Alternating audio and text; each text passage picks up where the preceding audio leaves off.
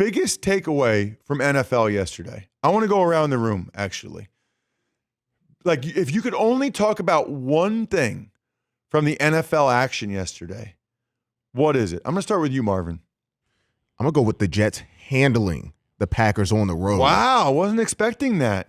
I mean, that wasn't like we won 17-14, a couple balls, kind of went our way, a couple of calls. No, they handled business in Green Bay. And you know what's crazy if you're a Jets fan? Their young players are so good. Breece Hall is so good. Sauce Gardner's so good. Quinnen Williams was the best player on the field.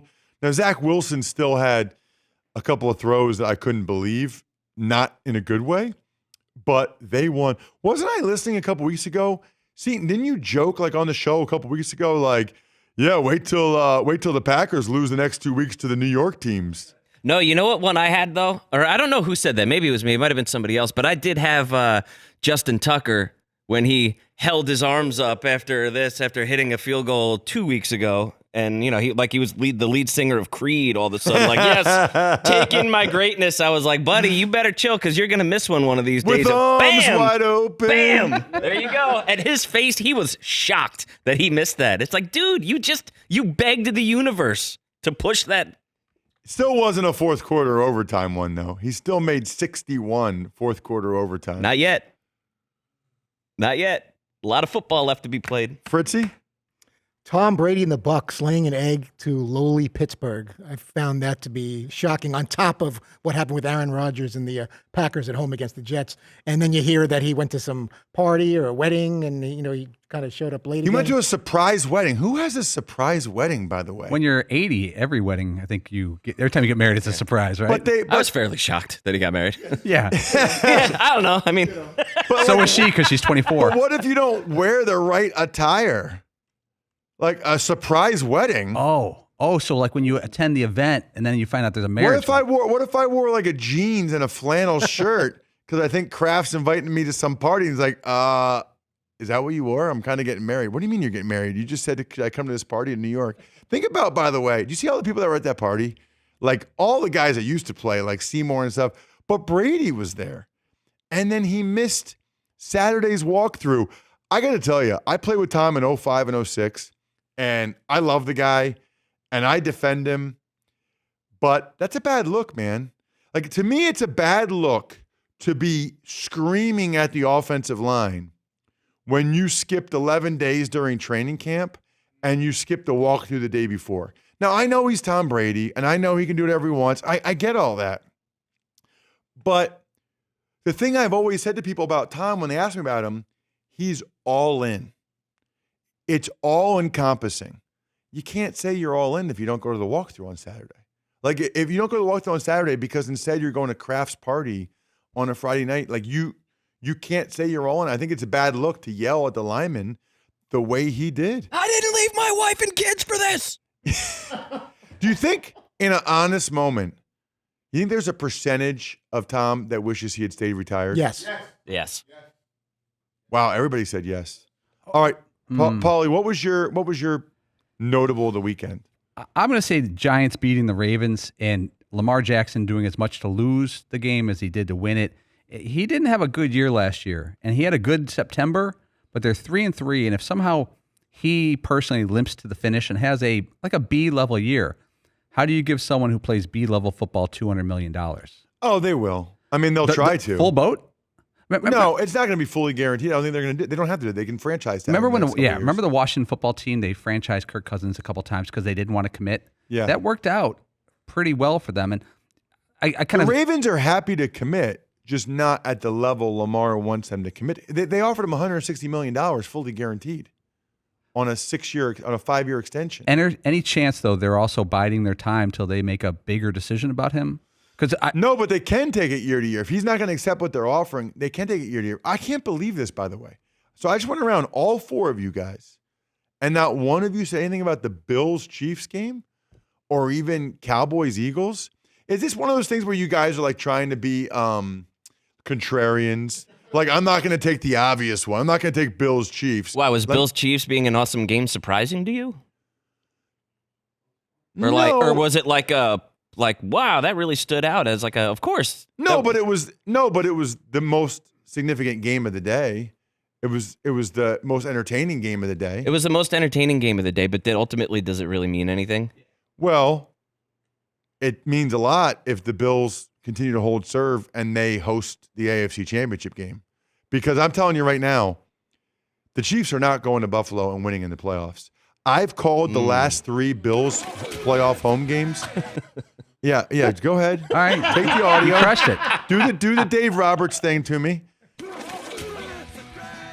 So I've done the last 3 Bills home playoff games on the radio. That place is bonkers. And by the way, last year though, the Bills won in Kansas City, and then they donked off games against like the Jags or whatever. And as a result, they weren't able to get home field advantage. That's why yesterday matters. There is a big difference between playing at Arrowhead and playing in Buffalo. Big difference. Marvin?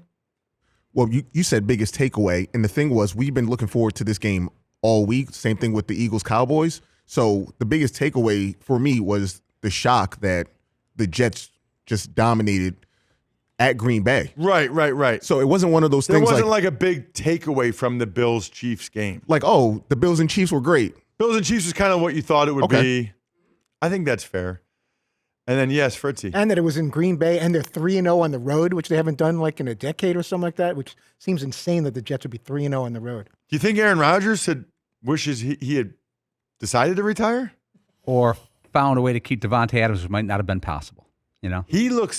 I will say this, Brady and Rodgers look miserable out there.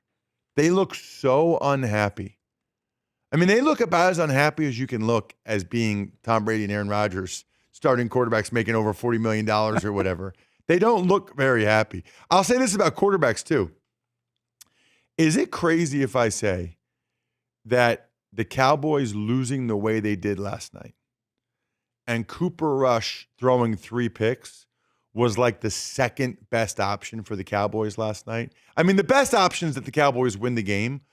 But if they were if they were being honest, and if they're gonna lose, you're probably thinking, well, if we're gonna lose, how about like Cooper Rush plays bad, throws 3 picks, so there's no longer any debate or discussion around who should be the quarterback. I agree with you on that one. Dallas ran for 5.2 yards a carry. They were kind of in the game. The 3 picks removed the Cooper Rushes inheriting anything at the quarterback position. And I think they learned a lot about Jalen Hurts with that read option stuff with Micah Parsons. That was smart. Can you explain that kind of what the mentality is to not block the best player on the read option? What the offense is trying to do?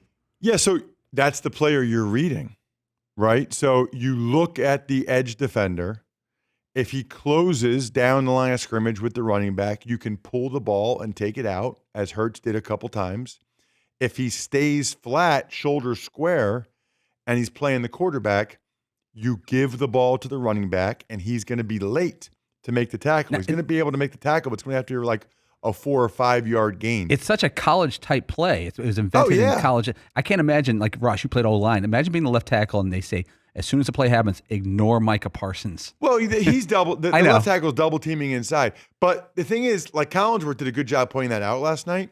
But not every team has Jalen Hurts as their quarterback. Like you can't do that with Tom Brady or Aaron Rodgers. It's not like there's like some secret formula now to be able to stop Micah Parsons by reading him. You better have a really athletic quarterback, Seton. But at some point, I would imagine, like Paul said, you being an offensive lineman, that goes against your instincts, right? Or is it more that just like, well, here's the play, I have my assignment, so you're only focused on that one thing, and the other part is irrelevant?